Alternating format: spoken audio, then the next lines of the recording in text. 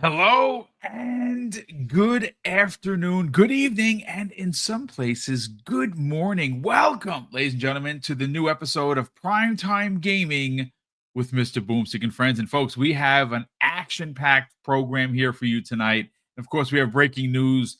Valve has unveiled the Steam Box 2.0. We have the specs. We don't have the price, but we have a lot of opinions. Both Hargeet and Keasante have a lot of thoughts and theories to how much this thing is going to cost, but more importantly, the power of this box. Who's it for? Is Xbox dead again? Well, they just might be, ladies and gentlemen, because according to Destin Legary, the Valve has beaten Xbox to the punch. And I don't think that's the case at all. I think they both knew what each other is doing. They're good partners. I think the Steam Box is going to be for a certain amount of people, a certain group of people, a certain group of gamers. What Xbox is doing is next gen. We will talk about it. But second half of the show, folks, is, well, PlayStation has once again been in the news. And one of the topics that I'm moving to tomorrow is this Bungie situation. And the reason I've moved it till tomorrow is because King David is co-hosting with me tomorrow at noon to discuss what's going on with Bungie and the losses that Sony Interactive Entertainment has taken since buying them for $3.6 billion. But the second half of today's show, we're going to get into the potential facts that, of course, Sony's CFO said that the PlayStation 5 is only in its middle life cycle, meaning that they are hoping, and it looks like they may be, walking towards it, having a 10-year life cycle for the PlayStation 5, which you know what that means, folks. That means that the PlayStation 6 might not actually release until 2029 or even 2030. I don't know how that's going to happen or how that's going to work, but we're going to be breaking it all down. Hargeet Chani, welcome back, brother. Again, Xbox is dead. I think you have something you want to show thanks to FarQ. Let's yes, this is a little fun little video from FarQ. And that's Paris Lily. Shout out to Paris. Oh, that is fantastic. Look, Undertaker garb. There you go. On Xbox's grave. Dancing. Great. I hope you use that with permission. We don't want to get we don't want to get sued by Paris, but no, I think Paris. Paris actually asked to be put into this. Oh, and that is hilarious. FarQ did that, and then FarQ animated it. FarQ is by far one of the most talented people in our community. I got news for you. Again, seek him out. Follow that man. FarQ is awesome. But Hargeet, how you feeling, brother? Welcome back. Yeah, I'm doing well. I finished up Outer Worlds 2 and then started up Mafia Old Country. So been that's a really good one. I think you're going to enjoy it. I very much enjoyed that game. I didn't finish it, sadly enough. I don't know what happened, why I walked away from it, but I got to get back to it. I'm literally in the last mission of my second run through the Outer Worlds 2. I did something that I actually did quite a bit of things, but there's a very big mission that you have to do to get a certain bunch of people to work together, and I was able to pull it off. Oh my God, I'm so proud of myself. And I am, what is it now? 5 days, 14 hours. And I'm in my second run. I figure about another 2 or 3 hours before I beat it and roll credits again. And I'm going to move on to something else. And at that point, I'm going to say I've had my fill after nearly 6 days of play, but I enjoyed every second of it. But I'm glad that you roll credits. Did you enjoy it? Yeah, I thought it was fun. It was good. The story's good enough, and I like how they still have nice interweaving things where you can totally change what happens, right? So yes, I was able to get the two factions working together. Nice, dude. Excellent. I messed up one little thing for one person that I probably should have done it differently, but oh well. That's just the choices you make. And I'll just say it's about chemicals. I don't know if you know about that mission, but yes. Yeah, that person. It didn't go the way I was Oh hoping. man. But anyway, Okay. All right. otherwise everything went the way I wanted, so it was good. But either way, whatever. Well, listen, brother. Glad that you enjoyed it, and again, you're gonna really enjoy Mafia. Mafia Old Country was phenomenally done. Really, really well. Again, not the biggest title of the year for sure, but certainly one worth playing. But Asante, what's going on, brother? How you feeling? I am doing great, man. I'm happy to be here. And I see you have like Neon Inferno behind you there. Indeed, Like, sir. if I'm looking down, I swear I'm not playing Neon Inferno right now. I swear I'm not doing that. I'm not doing that. So if I look down, that's not what I'm doing. But I'm happy to be here. Good to see y'all. I hope everybody's doing well. Happy Steam Day or whatever. You know, I'm happy to get into it. Indeed. So listen, folks, let's get right into the breaking news. And of course, we kind of had an idea that Valve was ready to announce something. We've heard many people in the games community, more specifically Ecstasies, was hinting at something. I don't know if he had it directly, a one-to-one, scoop or not, but he didn't make mention of it. But we do have a confirmation that the Steam machine, where is what they're calling it, but it's basically the Steam machine too, because they tried this once before and it did not, it didn't do anything. It wound up failing. But you're starting to see and hear a lot of people in the games community, specifically like Destin Legary. He put out a video which I haven't watched yet. I just watched the title of it, and he called for that the Steam machine beat Xbox to market or beat him to the punch, whatever the terminology he used. And I don't necessarily know if he was being nefarious or anything, but this is something that, listen, more choice is what is going to be the future of gaming. So, look, before I give the mic over to Hargeet, I do want to read the specs, but before I read the specs, I do want to read a quote here from Phil Spencer, CEO of Microsoft Gaming. And of course, he is responding directly to the official Valve Twitter account where it says, announcing new Steam hardware coming in 2026. And the presser is very short and very to the point. And it says Steam controller, Steam machine, Steam frame. Watch our jazzy announcement video and wishlist it now. And it has a VR unit. It has what the Steam machine looks like. It's basically a cube and a god-awful designed controller. I think that controller is egregious at best, to be honest with you. It has sticks in the middle, so it's definitely already a no-go for me. But one of the cool features I did see, which I thought was pretty cool, was changing of the faceplate. I saw them put up a couple of different ones. I saw a wood panel one. I saw a graffiti one. I'm like, wow, that is really, really cool. But let me read what Phil Spencer had to say regarding the surprise announcement from Valve about their new Steam machine. Phil Spencer goes on to say this, folks. Gaming moves forward when players and developers have more ways to play and create, especially across open platforms. Expanding access across PC, console, and handheld devices reflects the future built on choice, core values that have guided Xbox's vision from the start. As one of the largest publishers on Steam, we welcome new options for players to access games everywhere. Congrats on today's announcement. And well, folks, like I said, I do have the tech specs directly from Valve. And this is the CPU. It's a semi-custom AMD Zen 4 6C 12 Ts, an up to 4.8 gigahertz, 30 watts TDP.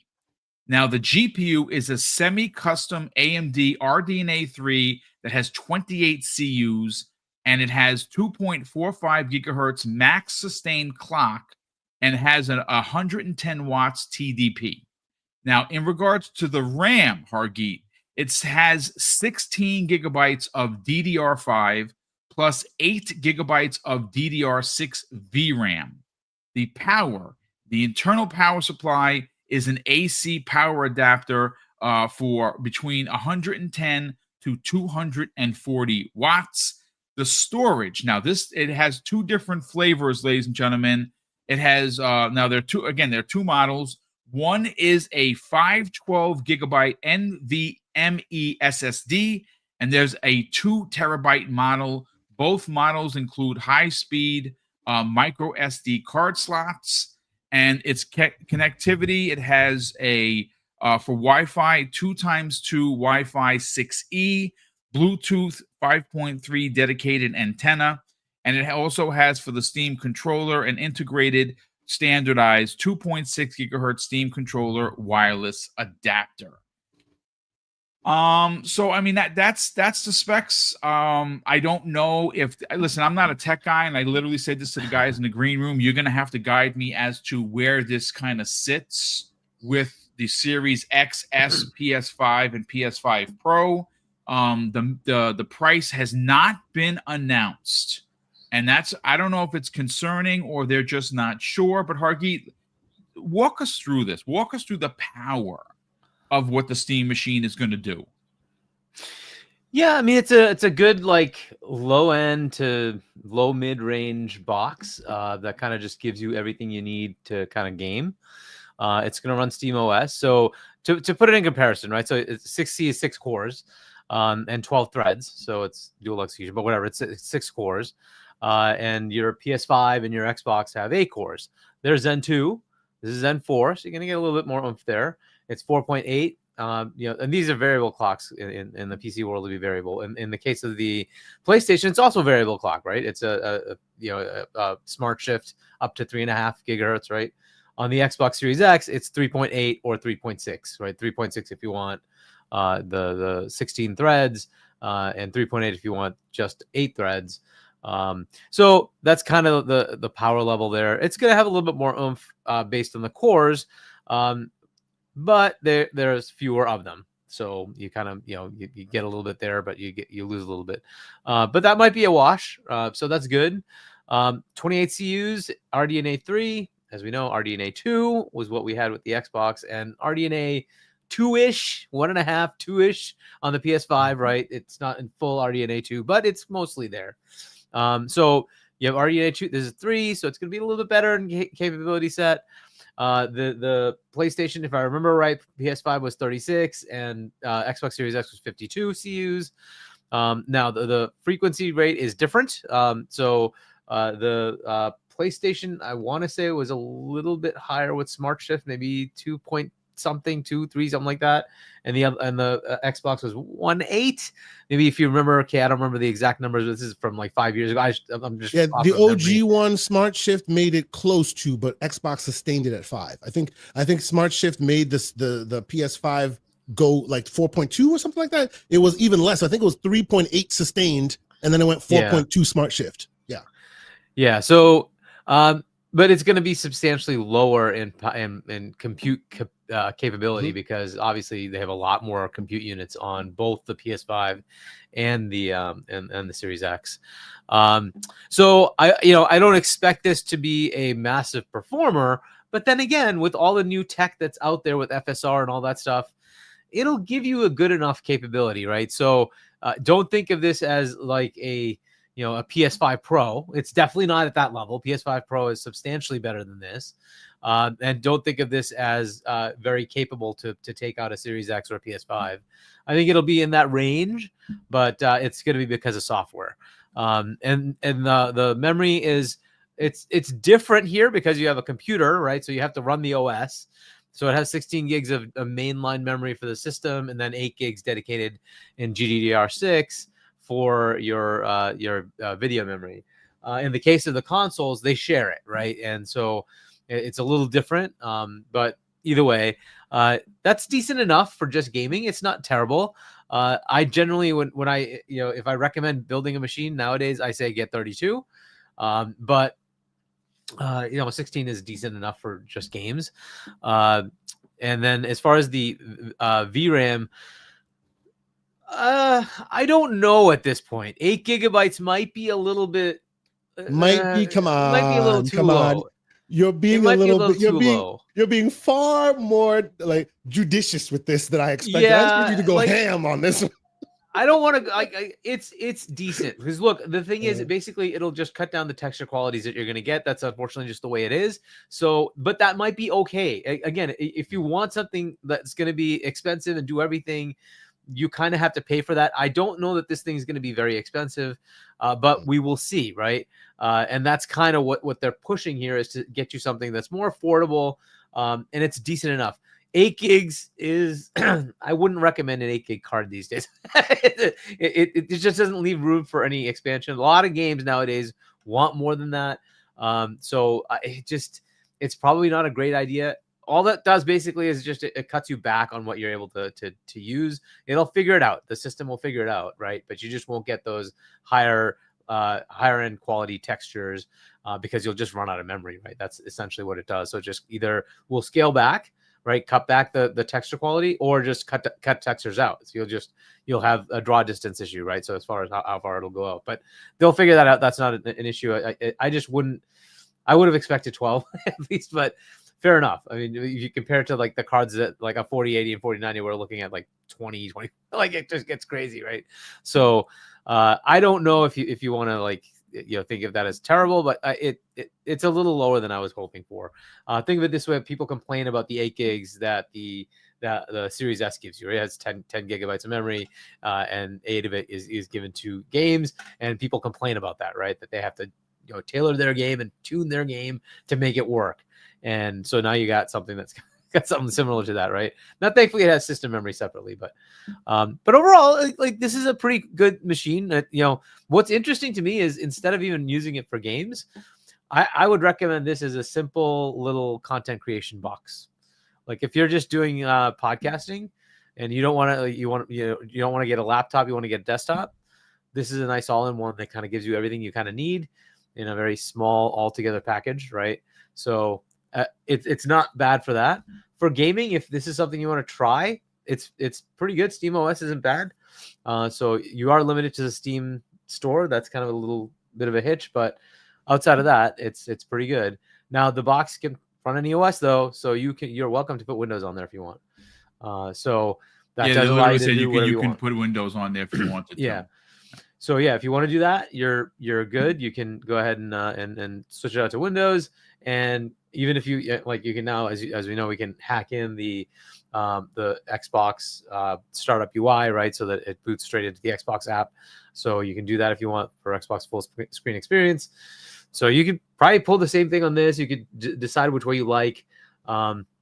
The cool thing with the Windows and the Xbox experience is you still get big picture mode for Steam anyway. So you're welcome to just use that. But you have the convenience of saying, hey, I have all the other stores if I want to use them. But I can just start it up, let it boot the Xbox UI, and then just toggle into the Steam OS. And basically, it's not Steam OS, but Steam's UI. And I'm basically like running Steam OS, except I have all of the other Windows capabilities that I want. So you can play every game. There are some games that just won't work with Steam OS. So you get all those games that just work out of the box with Windows. It's an interesting box though. It's cool that they made it. I don't know how many people are going to go after this versus wait for these other ones, because Magnus would be substantially more power. PS6 will also be substantially more powerful. So I don't know, like and these are all rumors, right? But they're estimating 60, 68, CUs, something like that, right? So it's a lot more CUs. And that's RDNA 5, not 3. So it's a lot more capable. They don't mention anything about AI, which I would expect that they're probably putting an NPU in there, but if they're not, that's a miss. No specs on it. Yeah, no specs. So if they don't put one in, that is a miss. In a machine today, you really kind of want to have an NPU because that'll give you FSR4. So if you're not going to have that, you're going to be falling back to software-based upscaling, which is good. It's not bad. It's good, but you see the difference when you have DLSS running the hardware-based, NPU-based, AI-based, upscaling. It's just better. And like if you're going to try to use that capability, FSR4 capability, you need that. So I don't see it in the specs. I would hope they're putting that in there, but if they don't, that is going to be a miss. And your PS6 and your next Xbox will have that. They are absolutely targeting that. So you will have NPU capabilities built into it. So that is a kind of an odd one.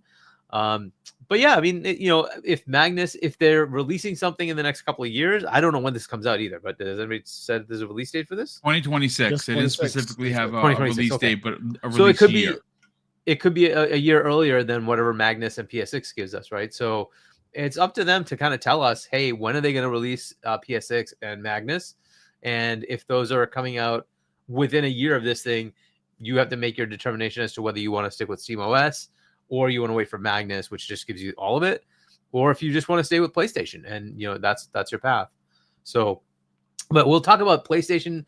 I don't know if 27 is the right time for PlayStation 6. We will see, but that is a discussion to be had. But overall, I still think this is kind of cool. Yeah. What would be interesting to see is like, why not just open it up to different, like, and I'm sure they will, other OEMs that can give you a more capable box. This is just their iteration of it. SteamOS, you can put it on anything you want. So if they can do that, then why not give you a box that's more capable?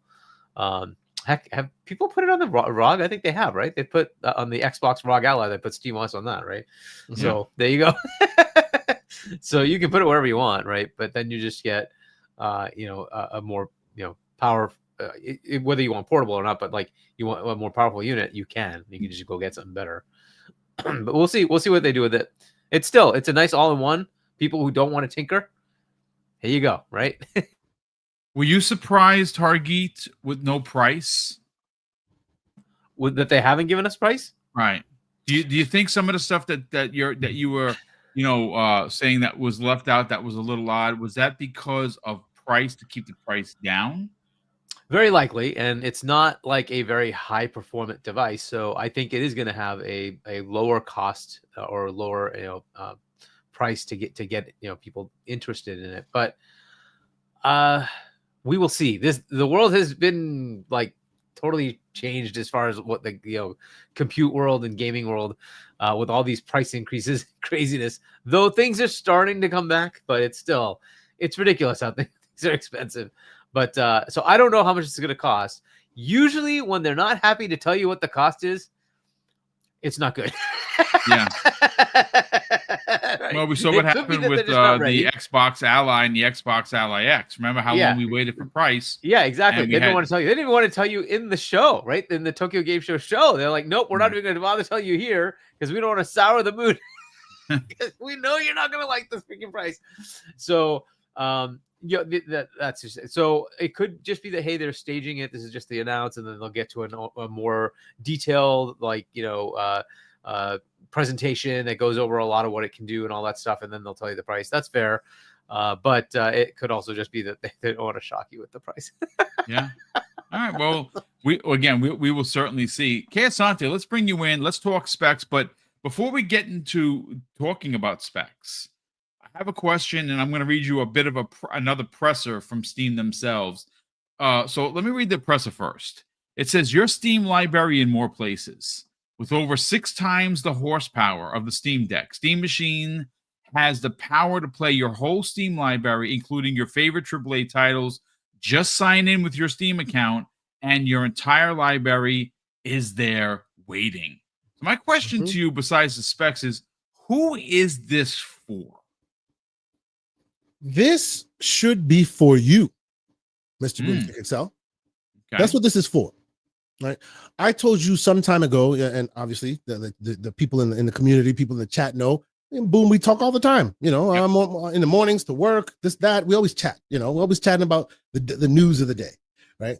I have tried to convince Boom that if you are not beholden to the Steam Deck, to the Game Pass, then you should try SteamOS, because Microsoft, they're doing their best, but today on PC, SteamOS is the truth. It really is. For a person who knows nothing about anything, you don't need to know a damn thing. Just go in there, hit the play button. You're having a great time. You'll never see the operating system, the desktop. Right. So I've been trying to get Boom into these waters, but Boom loves his console. He loves his PC. He loves his Xbox. He loves his Game Pass. No problem. Right.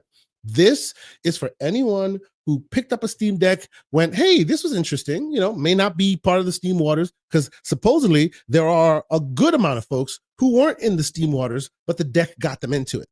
Right. If you are one of those, this would be probably for you. Not for me, but for you. And what do I mean by that? So I was hoping this would be their second coming of it all, but they've kind of rewritten history. They've kind of went Steam Machine as if we don't remember they did this already, right? it is what it is. I don't think the device is bad. Right? I by and large agree with most of what Hargeet had to say. For me, 8 gigs of VRAM is a problem because it's a problem today, and in 2026 when it releases, it'll be more of a problem, and it'll continue to be more and more and more and more of a problem as time goes on. Now, you don't have to take my word for it if it's a problem or not. You could just look at the Steam survey. Literally, go Google Steam survey, and it'll show you an average amalgamation of what people use on in their devices, right? And shout out to Floodzilla, who's in my chat. Great dude, had a lot of very great points, and he was right on the money, which is it looks like they took the Steam survey and made a device out of it. Right? What is the standard for VRAM these days? 8 gigs. That's what it is. 8 gigs. 33% of people use 8 gigs. That's the biggest proponent of usage, right? The second biggest, to Hargeet's point, 12 gigs. Right? I think this device was built with our current environment and our current economic realities in mind. And because of that, they built it to move. So it may not be for me, right? As people, I see people in the chat talking about it, like it's not really like next gen like that. I mean, for a console main, it would be because, hey, now you can do whatever you want with it. You can make it 60 if you want, even though that device may not be, that capable. If I have any issues with this device, and I will tell you, I will come to the congregation and I'll say, hi, I'm Keasante, and I worship at the altar of Gaben. I love my Steam stuff. I do. I have 2 Steam decks. I have a Valve Index. I love my Steam stuff. This device, I'm not sure where it will fall because it needs to be like cheap, really, really, really cheap, like $250, $300. And I don't think it will be that. And because of that, I'm just like, this may be the one time where I'm just like, come on, Val, what are you doing? Maybe the one time I'm like that. Don't get me wrong. They did announce multiple devices. I am day one on the Steam frame. Got to have the VR headset. I am day one. I am day one on the ugly controller. Yes, it is ugly. I agree with you. It is ugly. But as a PC, when you're gaming on PC, ugly controllers tend to do the best. I'm literally looking around right now. Okay, here you go. Here's to show you where they come from, the lineage of ugly controllers. This is the Steam Controller 1. Yeah, I remember that. Yeah, just for you non-console, for you console gamers. Ugh. One thumbstick. What kind of blasphemy is this? Yes, this is Steam. Okay, so I agree that it's a little weird.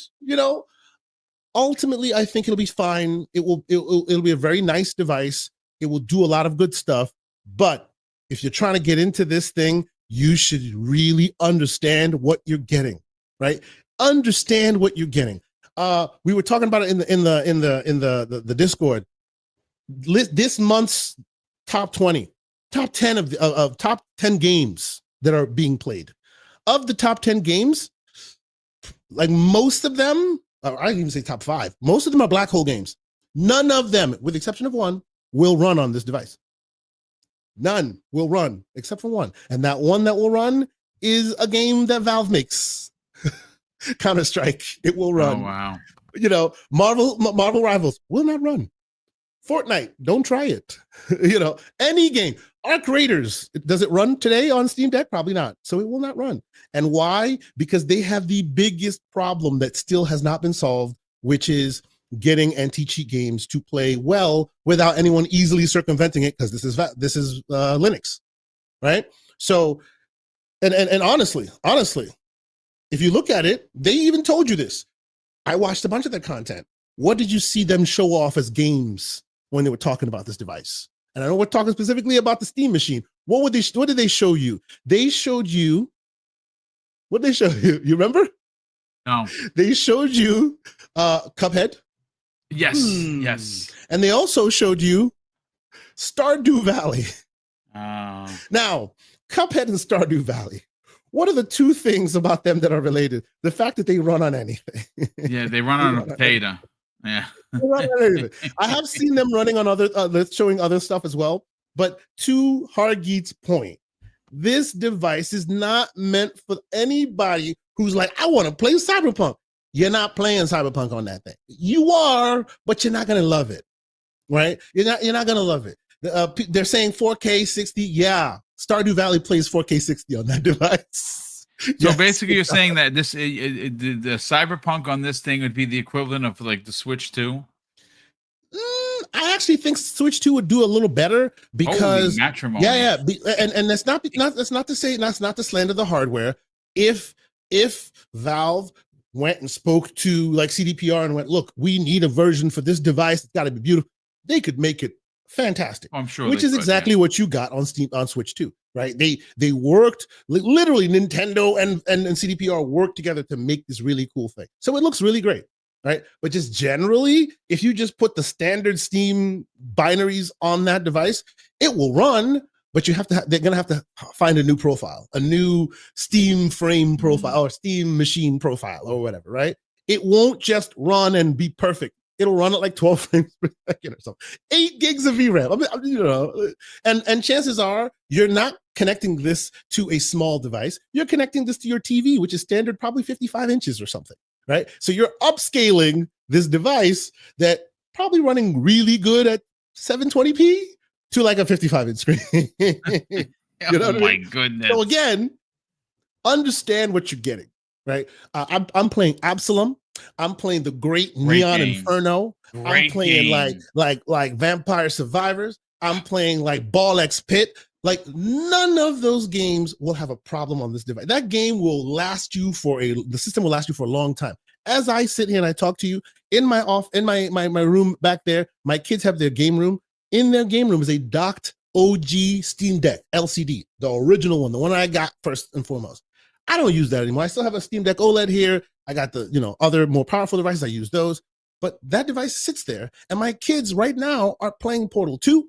They play a bunch of games on that controller, Xbox controllers. It's docked. It's their console. They connect to it like they're in a console. They don't pick it up. It's just there. And they play a bunch of great games. Now, are they playing freaking Cyberpunk? No, they're not.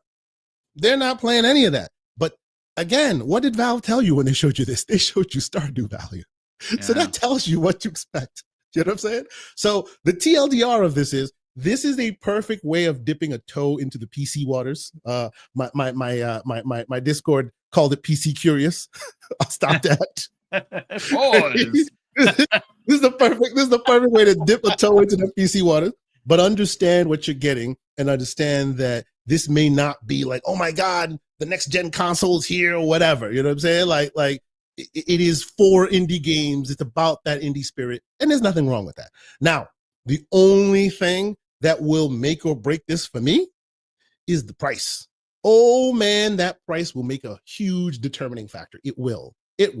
Because yes, it is from a speeds and feeds perspective, it does look like it's a little lackluster compared to what we have, right? Like it's around Series S, mid S to X, right in there somewhere, right? It has a little bit more here, a little less there, right?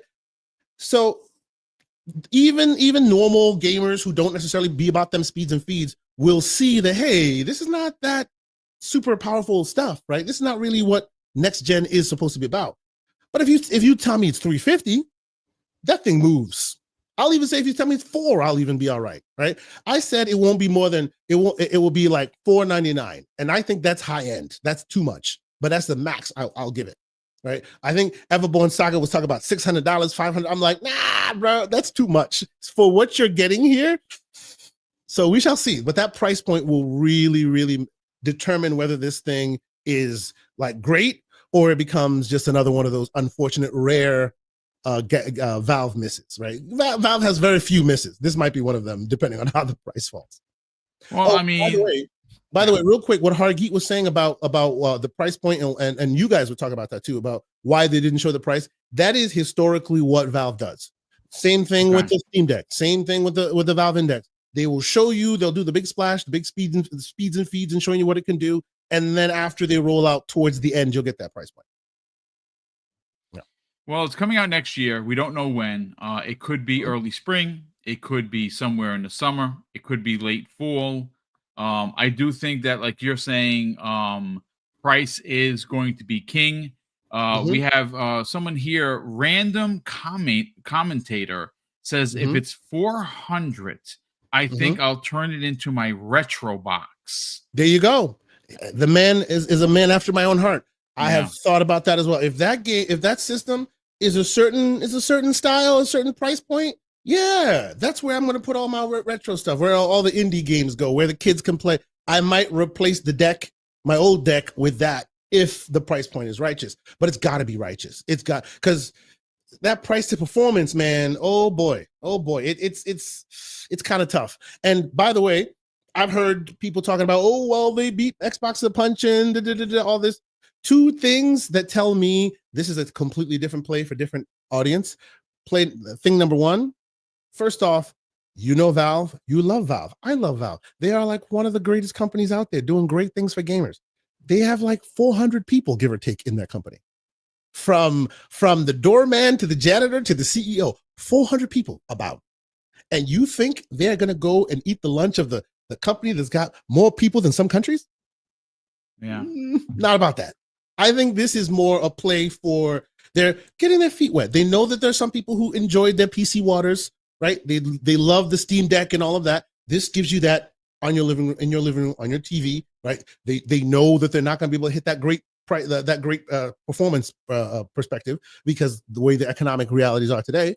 So we'll see what the price is. You know, I'm hoping it's 3 and change, 4 max. That'll be great. Well, what if it's $500 though? What if it's $4? If it's $4.99, I will tell you, unless you worship at the altar of Gabe like I do, it's probably not for you. Because for $500, you can get a deck and then dock it, and it'll be more performant. Wow.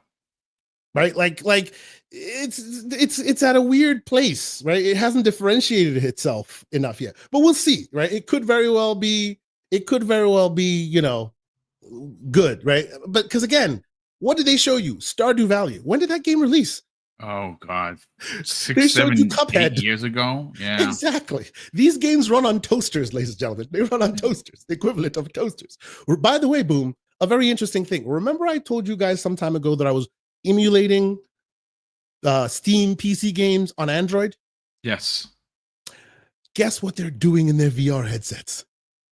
Exactly. And they're literally using the exact GitHub repository, the same contribution that all those Android folks have been adding to run like GTA 5 on Android. Yeah, they're doing that on their headset now. So your headset can like emulate Steam games and run them natively there. Freaking amazing. Now that I'm getting day one. So there's that. You know. But no, ultimately, I think it's a great device. I think it's cool. The price will determine it. If the price is good, we'll get it. How long do you think, Sante, before that, like the Android capability becomes like more mainstream? Is that like 4 years? I honestly think 2026 will be surprising. I wouldn't even say this 4 is years. This 5 is years. what I kept I say saying like years ago. Will be surprising.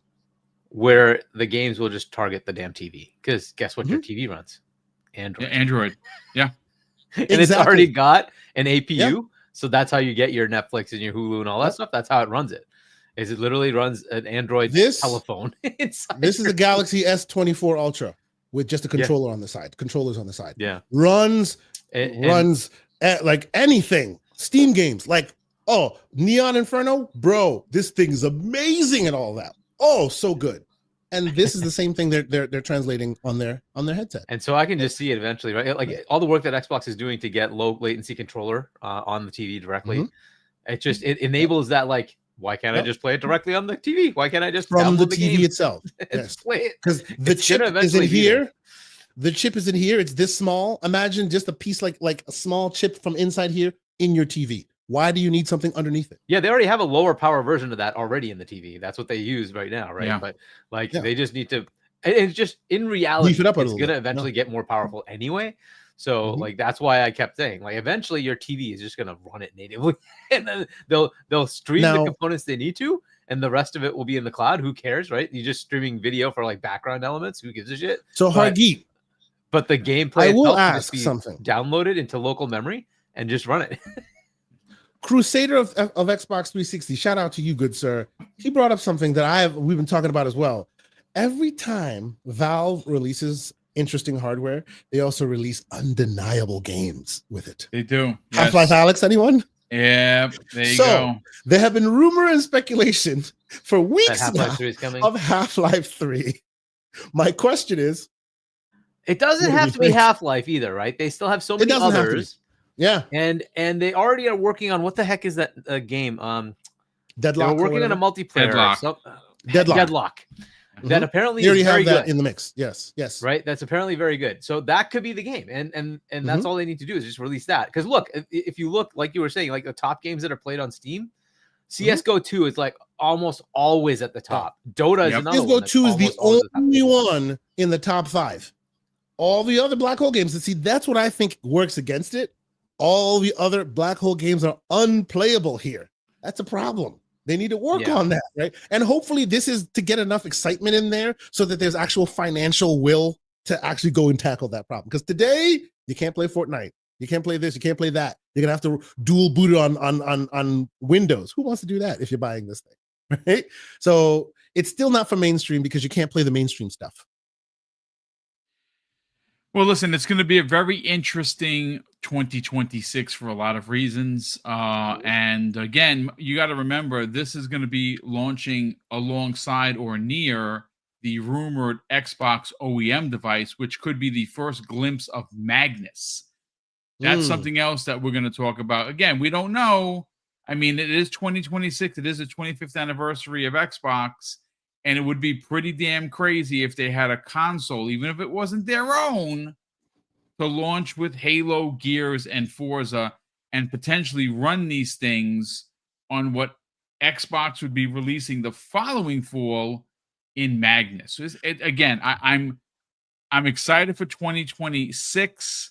I cannot wait to see what the price of this thing is. I know there are a lot of people in here that says if it's anything more than $400, it's DOA. But we will see. Boom.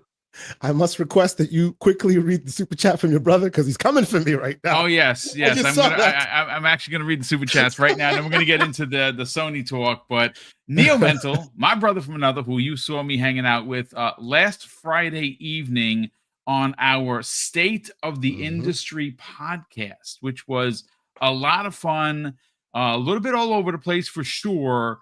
But when you're talking about the industry and there's so much going on, I think everyone knocked it out of the park. But Neil Mental drops a very generous $5 super chat. He says, so it's UK. I should have known it was you that's been poisoning this man's mind. He don't need no Steam or nothing. Consoles only in all caps. There you go. Shout out to the great Neil Mental. That is like your brother from another for sure. Indeed. So Will the Broke Boy Lewis, or look at me, Will the Broke Boy Lewis, drops a very generous $10 super chat, and he says, "Funny as F, as PlayStation fanboys saying the Xbox leaving consoles for PC hybrid is it's good that Steam will give PlayStation competition. Steambox is a Linux PC with Steam OS on it, similar to the next Xbox with Windows." To be fair, PS5 is a Linux box that's just closed. It's just closed. Yes. Yeah, it's just yep. Again, it's very interesting. It's just they don't know that. That's the problem. Yeah, I know. They don't. I know. That's why I like to say these things. Then they go, yeah. They've actually made stuff for the consoles, and it's like it literally is just it's BSD, but it literally is like the Linux core. When you're writing stuff, it's pretty much Linux. Yeah. So Vulkan back end, the whole thing. It's all Vulkan Linux translator. Yeah. And of course the Xbox side, it's all Windows. Indeed. Yep. Well, listen, gentlemen, we got to get into the second topic here. This one is very interesting. So the Sony financials have come out, And there are a couple of things that we have learned. The PlayStation 5 continues to sell, and it has officially surpassed Xbox 360 in regards to total console sales or shipped units. And again, we saw a lot of people run stories like IGN that said, okay, officially PlayStation consoles have outsold anything Xbox has put out for their consoles. And of course, that is the Xbox 360, the Xbox One, and now, of course, the Xbox Series consoles. I mean, listen, this is not surprising. The PlayStation is a very popular brand. Sony has been this way for years, for decades. And I would imagine that the PlayStation 6, unless it's some ridiculous price, is going to be as popular as the PlayStation 5. They're just a popular brand. I mean, there's nothing wrong with what they do.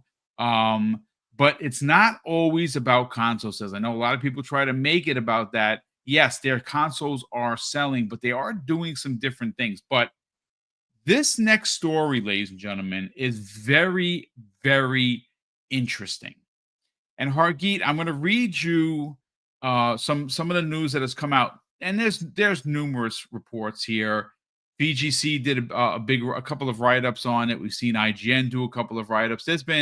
Everyone is talking about what Lin Tao had to say regarding PlayStation and where that console is currently. So I'm going to read verbatim from the article. It says Sony's CFO Lin Tao stated that the PlayStation 5 is only, I quote, at the midpoint of its journey for its life cycle, indicating the company plans to extend its lifespan beyond what is considered a traditional cycle. The story goes on to say this approach is intended to maximize the install base and profitability, especially given the large numbers of active PlayStation 4 users, and suggests that the PlayStation 6, check this out, folks, may arrive later than some are expecting. Now, let me just get to the second part over here. This is some of the breakdowns that are a part of this article. And it has a couple of bullet points, folks, so bear with me as I read through them. Extended life cycle. Unlike previous generations, Sony wants to extend PlayStation 5's active life, meaning the time between the PlayStation 5 and the PlayStation 6 could be the longest in PlayStation's history. Now, they have a bullet point here for the reasoning of this strategy. And it says, this strategy is supported by the strong, continued user base for older consoles like the PlayStation 4 or PlayStation 4 Pro, which has launched over a decade ago, but still has many active players using the devices. The other bullet point is called future support. The PlayStation 5 will likely continue to receive support through major first-party titles and large third-party releases, including games like Marvel's Wolverine and potentially, of course, GTA 6. And lastly, market strategy. By prolonging the PlayStation 5's life, Sony aims to expand the install base and increase customer lifetime value rather than rushing the next generation console. This is very interesting, Hargeet. Now, look, Sony did something that has not really panned out for them, I don't think, as much as they wanted to with the PlayStation 5 Pro. Now, it has sold, right? We know that it has sold. A lot of people bought it. But the PSSR technology has been, I think, a bit of a thorn in their side, especially with the developers. I will not allow this, Boom. It's called the pisser. Well, I was trying not to be, scandalous, but yes, the I'm pisser sorry. technology, unfortunately, it didn't work out the way that it was intended. Mark Cerny really talked this thing up, and as you can see, there are a lot of developers that are turning it off or giving players the ability to turn it off because it's causing more trouble than it's apparently worth. But this is where it gets very interesting. So they did their mid-gen refresh. Xbox did not. Now, I know that they thought about doing a mid-gen refresh like they did from the Xbox One to the Xbox One X and S, but they decided to move forward with this mythical hybrid box that apparently, and again, it's a rumor, folks, might actually be releasing next year. Now, we don't know if they're going to push the pedal to the metal with their own device, or is this going to be something that's a partnered device like the Xbox Ally and the Xbox Ally X with Asus? I keep saying that if there is going to be a box underneath your TV that lets you play Steam, GOG, Epic Game Store, and all of your Xbox games, including PlayStation games that are on Steam, it's probably going to be Asus that they're working with, right? Because they're already there, right? So it makes sense. So again, we're at the 5-year mark for both the PlayStation 5 and the Xbox One. I mean, the Xbox Series X and S. That is where we officially at the 5-year mark. Now, they're saying, at least the CFO was saying, the PlayStation 5 is at its midpoint. Meaning, when you say mid, that's the middle. And just based on her wording, suggesting that they have another 5 years of PlayStation 5 and PlayStation 5 Pro. Well, there's been some talk about Xbox going in 2027. We talked about this last week. You seem to think it's going to be one SKU. I seem to think that there's going to be two. Now, one of us is going to be right. One of us is going to be wrong. I think that their handheld is going to be a dockable Switch-like device. That's just my take. The entry level into next generation gaming. That's just my thought and theory. I could be 1,000% wrong. But if they have their first OEM ever, their first OEM Xbox go next year, like it's rumored, right? And it is a glimpse into Magnus. I kind of think that puts Sony in a bit of a pickle, because I again, for years we have been told. And again, folks, I don't want to get like too console war-y here, but I'm just using the words that have been used in by games media and by the community. First, it was about the games. And Xbox didn't have the games, and PlayStation did. And they had a great run. I talk about it all the time. 2018, 2019, 2020, phenomenal run by PlayStation. There is no doubt about it. You're not going to fight me with it. You're not going to get me off this hill. But in the last couple of years, they have floundered. Right? They've made some decisions that have cost them development years for first-party, single-player, story-driven games. And we know that because they don't have a great lineup currently. They have some games, but they just don't have the same oomph that they did during those stellar years that I just mentioned. Well, if next year Xbox has the power with this new OEM device, we know that they have the service. PlayStation Plus is a good service. It's not a great service, but it's a damn good service. Now, your mileage is going to vary based on whether you think it's worth the money. I pay for it every year, and I always wait to get it at a discount, and that's when I pay for the year. And it usually comes a discount from Sony. Like when I click the automatic renewal off, because I'm not going to let them do that, I get an email saying, "Hey, listen, you want it for $40 or $50 off? You can pay for this price." Then I'll pay for it. That's not a problem. But Xbox, clearly, in my opinion, I think a lot of people's opinion, has the better service. Game Pass is, even at $30, worth its weight in gold, especially if you're a gamer like me that likes their first-party games. So they have the service. They may, in fact, have the power with Magnus. And then we know that they have the games. They've released, after Black Ops 7, 12 first-party games this year. And next year is going to be bananas.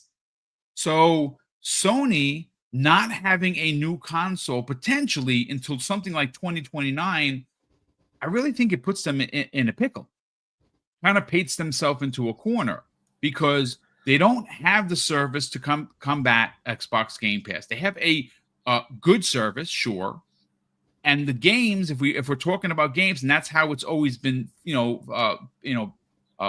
framed by the games media. It's about the games, right, folks? Well, Xbox has those games, and they're going to have those games in spades next year. So if Sony doesn't go into 2029, and Xbox officially goes in 27 and potentially goes a little early in 26 with an OEM partner device, man, that's going to be that's going to be a tough pill to swallow for Sony players if they're losing on power, they're losing on first party games, and they're losing on service. I want to get your thoughts on the suggestion that the PS5 is only at its midway point and we may not see a PlayStation 6 for years. Yeah, so don't take that as it's not coming. Like PS6 might still be 27. Mid-cycle, just understand that like the PS4 is still going, and you have to look at that and say the PS5 is likely going to go longer. The PS4 is still way under power what you get with the PS5, and like just to be honest, like the PS5 is going to be better than this brand new Steam box. Like, it's still a really good machine. It is, and so it's going to get targeted. This is likely to eclipse 100 million sold, right? Oh, sure. They're likely to hit over 90 just this holiday, right? And if they continue for years, it's very likely to go over 100 million consoles. People are going to target it. There's just no reason not to. So there will obviously be games written for this for a long time. So is it in its mid-cycle? Yeah, it is, right? It's probably not even a third. It's going to keep going for like another decade because it has enough oomph. It has enough oomph. If they can get games today, very popular machine, dude. I mean, look at the numbers. They don't lie. It just doesn't matter. People are still putting games on Switch 1. Forget 2. 1. Why? 150 million consoles. That's it. You get a little percent of that. That's enough sales. It's worth it. So they'll do it. They'll do the work. And that thing is very underpowered compared to something like a PS5. Plenty of power. There's plenty of oomph there. That is going to go for a long time. There's no reason not to target it. You still have major games. I think some of them are starting to say we're going to stop supporting the PS4 and Xbox One, but a lot of them are still supporting the PS4 and Xbox One, and those are very underpowered in comparison to these boxes. So I don't see them going away for a while. PS5 is going to be around for a long time. It is going to get targeted for a long time. It just makes sense. It's there. It's working. Let it keep rolling. It's just going to keep going. If the next console is going to be expensive, this is your cheaper alternative. Yeah. Whether they message it correctly or not, right? Because you don't want to say, well, I've got a console for you. But to be fair, that's really the answer, is because look, if you don't need to go ultra power, because look, these games look fine. They do. They look fine. And most people, they don't care about the frames and all that. That's the hardcore that care about all that. They just want to play games. They just want to play games. If you get like they bump the price down in Japan for the PS5 digital to it's about like $330 or something like that. Like if you can do that, like if you can get these things down to that level, $300, a couple of years from now, 3 years, 4 years from now, it's still gonna sell because who cares? You can play your games. That's it. You just need a box to play your games, right? People look for all the fancy graphics, but those are people like me, right? Everybody's not going to sit there and say, I need to have, ray tracing. I get that, right, Kasani? But you have like 5 different handhelds and you have like the high-end video cards and like we're enthusiasts. I'm Kasante. I'm a pay pig.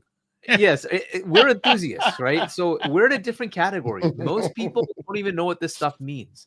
Yes. They just need a box to play games, right? Why does the Switch 2 sell? Is that a very high-powered device? No, it doesn't matter. It has games they want to play and that's it. They just buy it because they want it. That's it. And then if it's a good enough price and people thought 450 was too much, I told you guys that was actually really good for what you're getting. It's 450 is pretty good. Now look at the prices you have for the other stuff, right? This is the way it is. So I think the PS5 is like probably not even mid-cycle. It's got a long roadway from here. It's going to keep sticking around for a long time. PS6 will come out when PS6 is ready. And I don't know when that is, but like maybe 27, 28, I don't know. I don't think 26. That seems far-fetched. But I think they're like, if the stuff they're talking about that they had with AMD, right? They were talking about some feature sets they're looking at that are years away. Because they're in concept mode. They're not in, so they're in like simulation mode. That's what he was saying. Yeah, that's years before, like 4 years. Well, you said 3 to 4. I was going to say 2 to 3. It's 3 to 4 if you're looking for those features. But that doesn't mean you have to look for those features. Those could be in a PS7 or some mid-gen PS6 that comes out later, right? You don't have to put it in the base console. if they're waiting for those features, yeah, you're talking way out there. It's just simulation. That means it's not even on die yet. No, that's going to take time to come out. It's just going to take time. So I wouldn't expect that for like at least 3 years. But if they say, you know what, we don't need that, we're going to put out a PS6 and we'll have a mid-gen that'll give you those extra features, then they can put out the PS6 in 27. I just don't know where they are. As for the Xbox side of this, I hesitate on a 26 release. And a lot of that hinges on what they're doing with the OS. Is it straight Xbox OS and they're adding in capabilities to give you Windows stores? Okay, cool.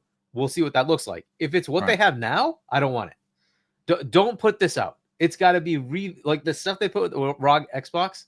That is like a quarter step. It needs a lot more work. A lot more work. It needs to feel like the console. It's nowhere near that. So they have a long roadmap. The hardware may even be ready. The software. I need to see the software. And I don't want them to put it out in a half-measure baloney thing. It needs to be what you have today. At least at that level. They did this with the Xbox One, where they had a polished 360 blades OS and then went to Xbox One and it had none of the features. It was totally brand new. And you're like, everyone hated them. What the heck happened? Yep. Right? That was terrible. And years later, it still didn't match what I have with 360. It's good now. It's decent. But like the 360 was like perfect. The blades exactly were what I needed. Perfect. Yes. So and the Xbox One interface, which is now the Series interface, right, is okay, it's incrementally better and better. I don't know if it's going to be the same when they go to this new thing because of the mix of Windows stuff, right? So that means it's going to look different, feel different. Something's going to be different. And if it's going to be different, I want it to be polished. I don't want this like, we're starting new and therefore it's going to feel like it's not all there yet and the features aren't there and you have to wait every month for the features. And like, no, I don't care. Take your time. Give me the box when it's ready. I want that to be at least 80, 90% of what I have now. Right now, I can't even add other apps into the UI on my ROG X. If I wanted to just have Netflix there, I can't do it. Like, that's just unacceptable. It's got to be at a level where it's like where it is now, right? So if it's not doing that, then it's not good enough. And so I haven't seen enough from them as far as output on updating the Xbox ROG for me to say, yeah, they've got a roadmap to release this in a year. It just doesn't feel like it. Okay. It feels like it's going to be multiple years out. And that's just where my head's at, is just because I don't see the updates. Right? If they'd shown me, boom, like here we have a massive new OS layer update, UI update, because it's been a month. They haven't given me one, right? So am I going to get anything? Maybe is it going to be January? Is that when the next update comes out? Because they're like, we're taking time off now. We're not going to bother. And, it's holiday season. And we'll get back to you in January, February. And that's when you're going to get features. So like, if that's how it's going to go, it's years. I don't even want to see it until they're to a point where it's consistent and clean. Now, again, that presumes it's Windows with an Xbox UI. If it's Xbox with a Windows capability, I still have to see that too. I don't know what that looks like. And so I don't know if they're at that point of saying, okay, this is how we're going to surface your Steam games onto your Xbox interface. Show me. Like, that's the stuff. And by the way, this can most likely work on the Series consoles as well. So whatever they do can very likely be backported back to the Series consoles, which will, like the PS5, those things are going to stay around too. Because why not? Well, I mean, yeah, I don't know how many of those are going to be selling as opposed to them still being used by millions. Because again, it's $400 to get the Series S, right?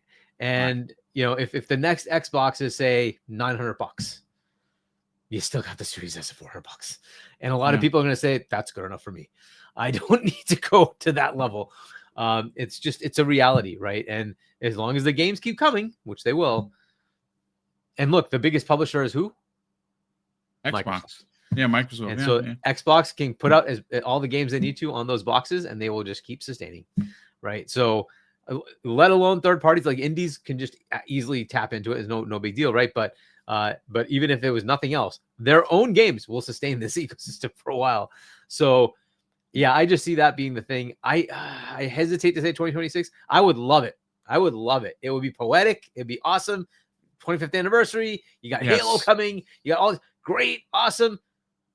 I just don't think they're ready. And that's my thing. What I don't want them to do is rush it, because they've done that many times, is rush it to the market, and it's buggy as hell, and the interface stinks, and it's like, no. Take your time, make it right. Because you only get one chance at a first impression. And that first impression killed the Xbox One, because the UI sucked, took away all the features from the 360. And then there was the power narrative and the extra $100 with the bundled in with the camera Connect, and it just totally pushed people away, and they went over to PS4. No, get it right.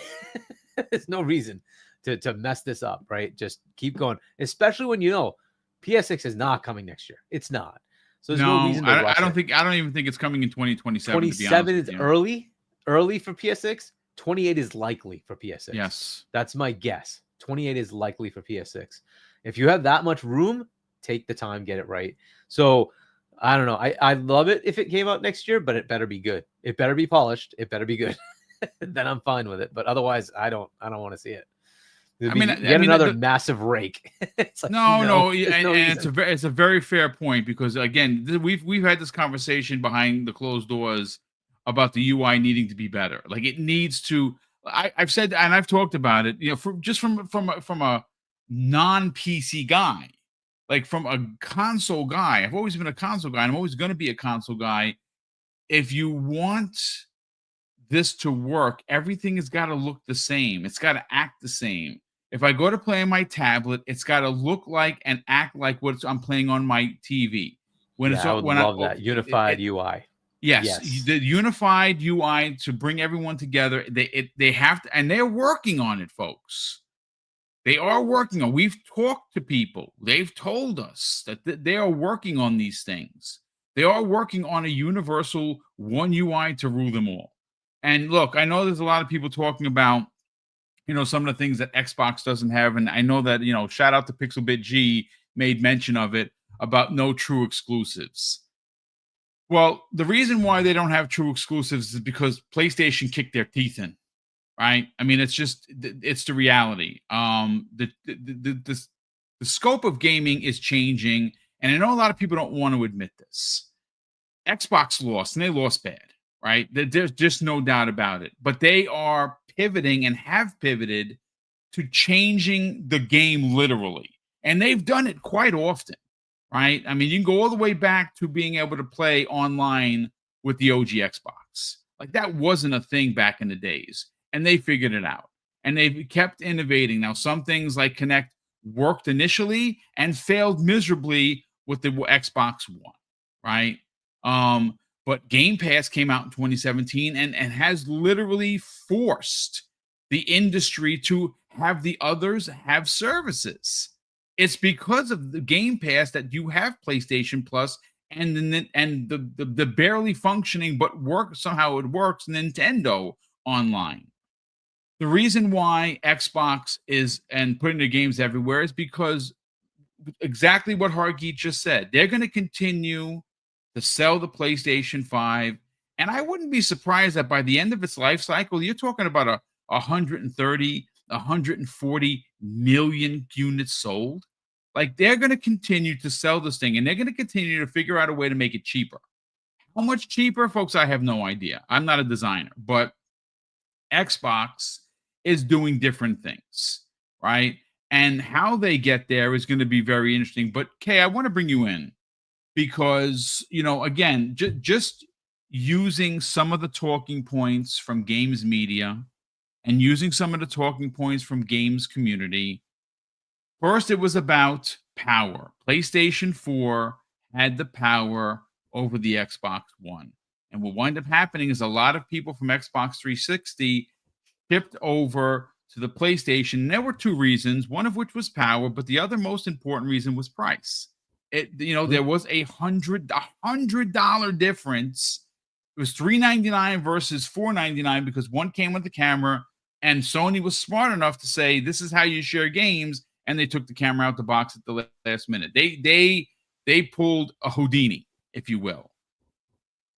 But that, again, it was power. And for a very long time, it was the games. Sony held the title of having the games that everybody wanted to play. And their games, a lot of them, even though some people in the chat don't like them, that over the shoulder look, that's why I have a PlayStation. I love those games. I love the way they tell their stories. Now, yes, do they kind of look alike a little bit? Yeah, a little bit. I mean, I've seen pictures of all of their top 6 games and they look the same with a side by different side character. by side. Yeah, I see that. But again, I like that, so it's okay for me. But they don't have the games right now, right? They have some games, like they just announced that Ghost of Yotai has moved 3.3 million, I think it is. Yeah. Congratulations for the team. I'm happy to see that they moved over 3 million. That's awesome. The game is gorgeous. There's no doubt about it. Hopefully by end of year they've moved 5 million. The game deserves it. Again, it may not be your game, but the game looks phenomenal. If you like Ghost of Tsushima, you're probably going to love Ghost of Yotai. But they didn't have so they're struggling with first party, right? We know we have a glimpse of what they're doing, but not really a full roadmap. And the power, I mean, it's already been conceded, right? You keep hearing the stories that they've conceded the power, and because of price, we don't know what the next Xbox is going to be. I know we've been talking about this for months. I mean, for weeks about the $1,200 price. Where the hell did that come from? Sarah Bond never said that, but Xbox, I think, and I've said this in a video that pissed off a lot of people. Xbox is literally holding all the cards for next gen. I really believe that. They have the service, they have the power, and they have the games. And I was told by pundits of PlayStation at one point or another in a particular generation that Sony was better because of power, because of service, and because of games. Well, Xbox is holding all those cards and not going until 2029 potentially. Again, I read it verbatim of what this CFO for Sony said. Yeah. Let's get your thoughts, man. I by and large, I agree with Hargeet on it. If you look at the life cycle of a console, you'll see that they last a lot longer than you care about, right? So from their perspective, the life cycle ends when they discontinue. And more often than not, they discontinue it 3 years after the other console's already in the market, still doing what it do, right? Like right now, as Hargeet said, the PS4 is still kicking, right? PS4 is still kicking, people are still profiling for it, right? Not that it's always going to be that way, but they tend to want to have both be, because, the existing install base is huge. Some games want to be played, not every game demands the latest and greatest technical feat, right? A lot of games come out and a bunch of PS4 gamers would love to play that. I know that at last count, there was still 1 million, count it, 1 million Xbox 360 owners still who turn it on. 1 million. Imagine if you're an indie game maker and you get 500,000 of those to buy your game. You have won. So even there's still a somewhat of a market. So I completely understand that they'd keep the PlayStation still going after the next cycle. To Hargeet's point, I don't think that's necessarily means that that means you're not getting the next gen, right? Because they will release the next gen and they will. It's kind of like they hand off. So the hope is that by the time they depreciate that last gen, that the next gen is buffered enough to where now all games can go there and you won't lose much money. Never happens that way, but that's why they tend to do it side by side that way, right? But yeah, I do still think that we will still see the PS5 in that standard. I think, what was it, 2028, 2027 kind of thing, right? That's the rumored time frame. On the Xbox front, though, I hate always being so damn agreeable, but I got to tell you, Hargeet's on the money on that one as well. I would like to see them do it in 2026, but I kind of don't think they will.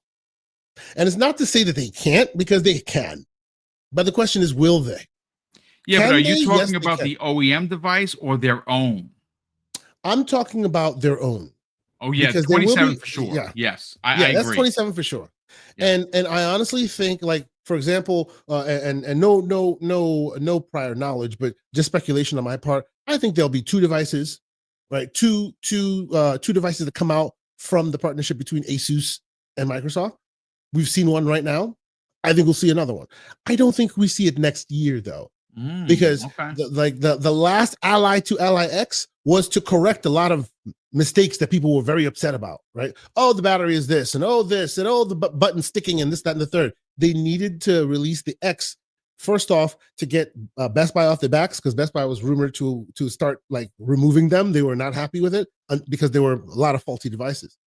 And then they replaced it with a great device that hit all the sweet spots and was perfectly made, right? So that led to a quick changing of the narrative.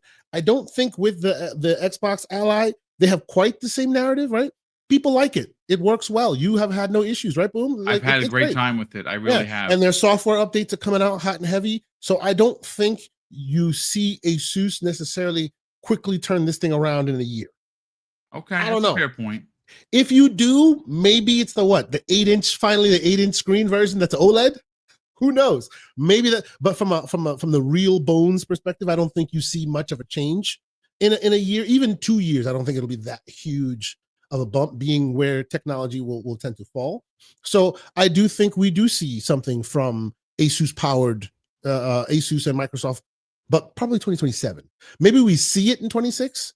But then they sell it in 27, something like that, right? I don't think we see it. Probably more realistic, right? Like on the November 15th or whatever the anniversary, we start seeing what the roadmap might be. That's right. Right. That's right. They celebrate the roadmap by showing you what's next. They celebrate that achievement by going, hey, here's the next Halo. Let's look at it. Trailer coming out next year. And oh, by the way, next console. Look at it coming out next year. And by the way, I'd love to be wrong about that, and they release it absolutely next year. That would be I would fantastic. love for y'all to clip us and say we were fools when it literally shows up next year. That'd be awesome. I don't feel like it's ready, but I could be totally wrong. I could be totally wrong. Absolutely. I'd love it. I would love if there's like a November 14th or whatever. There's November maybe November 15th. Whatever the date is. Yeah. Well, 15th is a Sunday, right? It would have to be whatever the 16th. Day is before that or something like that. Right, that they would release a new console. Yes, do it. That'd be awesome. But again, it's got to be ready. I don't want to see some half-baked, stupid thing that. And by the way, do we know when the trajectory of a Windows 12 is? Because I really think that has a part to play here. Because I mean, 10 is dead now, right? Yes, so 10 is officially depreciated. They're on theoretically people should be on 11. Which yes, is, I think that the linchpin for going to 12. There are always two versions in. So when they depreciate the last version, that means another version comes out that then gets people, because there's always two versions, one that's on the way out and one that's the way in. When did 11 come out now? Now you would have one. Yeah. Because and by the way, the reason why we're making the speculation, not because of tech guy talk or whatever, but at the end of the day, now next year would make sense. Right? Next year would make sense. For 12, it's 5 years. Rarely, something that has rarely ever happened, gaming makes more money than Windows. Before, Windows ruled the roost. So they did what they wanted. The app stores were whatever they were because the Windows team did it. And they went, screw you, buddy. We're doing what we want. Now they are underfoot. Gaming is number 3 in revenue now. And then Windows so now gaming is going to Windows and saying, we need this done. So we say all this to say, it seems like the next time Windows comes out, it'll have a strong, actually, and there's good reason for Windows it because SteamOS is eating its lunch when it comes to performance. Is out here, and they need to really make a Windows 12 game engine mode to make sure that it performs appropriately, right? So it's just stuff they need to do, and hopefully they're working that with Windows 12. Oh, like and they are all of it, all the bloat. They are, because when they're not, the Fox will come for them as he does, and all of them keep coming for them. Fix this. Yeah, they literally installed SteamOS on the Xbox Ally and got it to run better. Like, oh no, but that's literally what needs to, and that's emulated. It's not even like direct. Not even emulated. Native. It's still running better. That's right. And so that just tells you there's still so much bloat that they can get rid of. They need to work on that. But either way, and that's why it doesn't feel like it's ready. But look, you're right, Keasante. Theoretically, it'd be 5 years since Windows 11 came out in 2026 in October. Tied to Windows. Yep. So it would be just about right that you would have Windows 12 coming out as the 5-year anniversary of 11. Usually that's the normal life cycle of the OS. The regular cadence. So theoretically, you can expect Windows 12 in 2026. Look, if all the stars aligned in 2026, we do actually get all this stuff. Fantastic! I would love it, but we will certainly see Microsoft. the $4 trillion company. Can you pull off making software? Hey, they are called Microsoft. We'll leave that rest part of it alone. Yeah. I mean, look, again, this is all rumors, folks, right? Like we really don't have an idea whether or not there is in fact an OEM device. This has been rumored for quite some time. We've talked about it on this show. We've talked about it on many other shows. They could be working on this device side by side with Asus at the same time they were designing the handheld. Right now, I do agree that they need to do some work. Again, we are all looking for the one UI to rule them all. They have to get that right. Again, especially with this is an Xbox and Play Anywhere and Play Fab and everything that they're doing some incredible things. But what they need to do, and again, we've talked about it, some things that we've said publicly that they have said, some things we can't say publicly that we've talked about behind the scenes. And we don't have any inside baseball outside of they're working on it, right? They are working on a UI that is going to look and act the same on your tablet, on your PC, on your TV, on your handheld, and on your console. That is what the goal is. That is what they are working towards. Whether that happens next year, because Hargeet and Kayasante don't seem to think that they're there just yet. But I am more of a half, my glass being half full rather than half empty. I'd like to believe that, and again, this is just fanboy dreaming, folks. This is me being an Xbot live on the air. The next year is going to be an incredible year for Xbox. They are celebrating the 25th anniversary of the platform. Now, I know Sony has theirs this year. They're celebrating 30 years. That is incredible. Nintendo's been around since the 80s. Incredible. The fact that Xbox, who has been dead more times this year than I've ever seen any console or platform dead, is still alive and kicking is beyond me. But somehow, and there is Paris once again with his Undertaker outfit doing his dance. I wonder if he can move like that in real life, because if he could, he should try out Dancing for the Stars, because I'd vote for him for sure. But look, next year is going to be a big year. Right? We know that Halo, Gears, and Forza are releasing.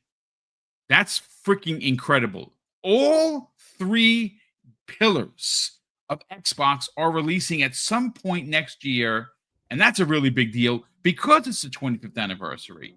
Now, I know that Colt Eastwood seems to think that Fable is going to be pushed back into 27. I haven't heard that, but Colt has a lot more connections than I do. I think Fable is going to be ready for next year. But that's just me, right? I don't have anybody inside telling me that.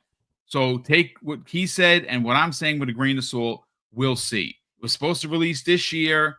Head of the studio came out and said, no, we want some more polishing time. Maybe it releases next year. Maybe it doesn't. I don't know. But you also have Modern Warfare 4. You also have potentially Clockwork Revolution. Those are the 6 that could be releasing next year, on top of an OEM device. And again, it would be fitting because it's the 20th anniversary of Gears, 25th anniversary of Halo, 25th anniversary of the platform. And if you have a console, even if it's an OEM partnered device, to launch November, whatever, next to the anniversary, that would be a really, really big deal. Now, I know some people in the chat are like, well, boom, it's going to be $1,000. I'm not buying it. You don't have to buy it. You can just simply play on your Series X or S that you're playing on right now. I'm sure you're gonna have just as much fun on those consoles as I'm gonna have on the new one, which I'm buying the day that it comes out. There's not even a question. And that's the OEM device. And then next year or the following year, I'll probably buy both devices if there are two, because I like Xbox. That's my brand of choice. But you know what? Let me catch up on Super Chats. And we got a couple of gifted subs here. And we'll get everyone out of here so you can enjoy the rest of your your Wednesday evening. So Pioneer drops a very generous $5 Super Chat. Pioneer goes on to say, the Steam controller looks pretty good to me. It's a day one purchase. Console-wise, I'll wait for the in-house Xbox. And that's fair. I Pioneer, that controller, oh my God, it looks weird. It just really does. And it looks as weird function over fashion. Yeah, I mean, I'm sure Function over it's comfortable in your hands, but it's pause. ugly as hell. I know. It is. I know. It It's is ugly as I get hell. you. There's no doubt about it. But Pioneer also, ladies and gentlemen, doesn't just gift 5 double barrel gaming ships. He gets gifted a total of 10 double barrel gaming memberships, and that is incredibly generous of you, Pioneer. Thank you so much for the generosity, brother. It's always great to see you here in the chat. And once again, thank you for the extreme generosity. But listen, gentlemen, let's get everyone out of here so you can enjoy the rest of your. Get the one with Will with the. It KS says, Oh, no, yeah. actually, no. He says here, the Kayasante, how many handhelds do I need to catch up? Oh, you need about at least another 6, bro. From what I understand. Stop it. Kayasante, how many handhelds do you actually have? Was it about 7? Less than 10. Okay. That's all I can say. So he probably has 9. Less than 10. There you go. So less than 10, 9. I have less than 10. It's fine. And Will actually I had. have more than 2 hands. I'm fine. Yeah, No problem. well, I mean, listen, you like handhelds. Okay, so real quick, which is your favorite? These days, hands down. This is the MSI Claw. Nice.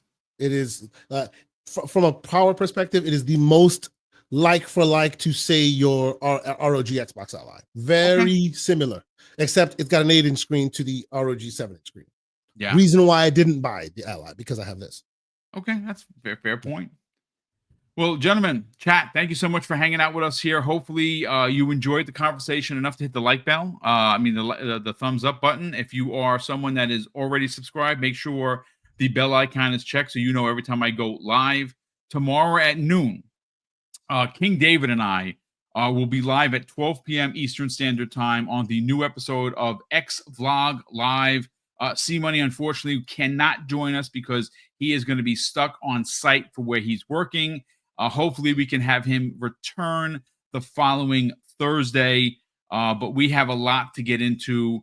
Again, it's one of the topics that King and I are going to cover. Something that King and I were talking about today, because of course I spent about an hour talking with King, catching up with him. Is this report about Sony speaking on Bungie's acquisition and how they called it literally, I quote, a disaster. We're going to be breaking that down along with another topic, which I am currently writing. And of course, we'll talk about that tomorrow more specifically. And again, if you want slander in the best way possible, show up because King David is going to be there. If there it is, Concord, not so good. I don't think Concord's going to come up into the conversation, but you never know, it might. And there's Jim Ryan laughing about Concord before he was fired. But we'll see. But Bungie finds themselves, folks, as my famous line, in a bit of a pickle. Destiny has not done what they were hoping. I mean, listen, their last 2 expansions were revered by people who played it. People really enjoyed it. It just didn't sell. And unfortunately, Arc Raiders is eating everyone's lunch right now. And they just showed about an expansion about something underground. I've never played Arc Raiders. Now I have to play it because everyone's playing it and really enjoying it. I think they had 1 million concurrent players the other day, which is just insane. That is an extraction shooter, folks. I think Marathon is in trouble. You've seen some people, and again, I haven't talked to anybody, but there's been some broken NDAs, which is not good. If you sign an NDA, don't break it. You can get sued, folks. So don't do that. But there's been some broken NDAs about Marathon.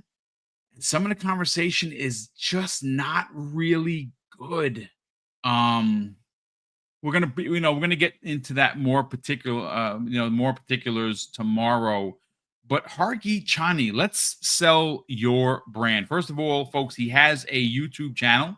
I'd like you to subscribe to help him now get to 2,000 subscribers. He does do videos on top of being on a lot of other podcasts, but he also, ladies and gentlemen, wrote a book called Emergence. And if you like Mass Effect, you're probably going to like the book as well. Sell the brand, Hargi Chani. Tell everyone where they can find you on social media, smart man. And more importantly, about your book and where they could potentially purchase it. Yeah, if you want to get my book, it's shop.chani.us. Check it out. My channel is Hargi Chani 1 on YouTube. I'm assuming I'll be on with C-Money and Doodle on Friday, 8 p.m.-ish U.S. Eastern Time on Point for Gamers. And then I'll be on with Web Dave on Sunday, 7 p.m. U.S. Eastern Time, and we'll go from there. Well, again, folks, he's on a lot of podcasts. If you appreciate his opinion, you'd probably appreciate his YouTube channel. So please give this man a sub and check out his book as well. Oh, and as I forgot. Oh, and Xbox is dead, indeed. FarQ, once again, I didn't see FarQ in the chat. If he was here, FarQ, shout out to you, brother. You are a talented man. And that is Paris Lily doing the moves of Michael Jackson dancing on the grave of Xbox. How dare you, Paris Lily? So shout out to Paris and shout out to FarQ. Asante, let's have the brand of the Gaming Circle podcast, 10 a.m. Eastern Standard Time every Saturday morning with you and Everborn Saga, where you break down the week's biggest news. And of course, you are going to have a lot to cover this weekend. Talk about it, brother. Where can people subscribe to the YouTube channel, but more importantly, follow you on social media? So first and foremost, I should say thanks to all the people who've come and checked out the channel and watched some of the content. Got recently early this year, we were able to hit 3,000 subscribers, which for a very, very small channel like ours, hard fought. We were very, very proud and very happy of that. I will say we next week are on episode 199, the fabled 199. We're 2 weeks away from episode 200, which we're still working the logistics of what that will look like. But you know what we're going to talk about on episode 199. We're going to delve really, really deep in all this Steam Deck stuff and all this Valve stuff, because Mr. CEG himself just refuses to stop talking about it. He's very excited for what is to come. So let's see what's underfoot. I'm excited to talk about it as well. So yeah, come check us out. We'll be on 10 a.m. Eastern Standard Time on Saturday morning. And yeah, you follow me, I follow you back. TKO Asante on all the places we communicate. And thank you so much. We'll see y'all next week.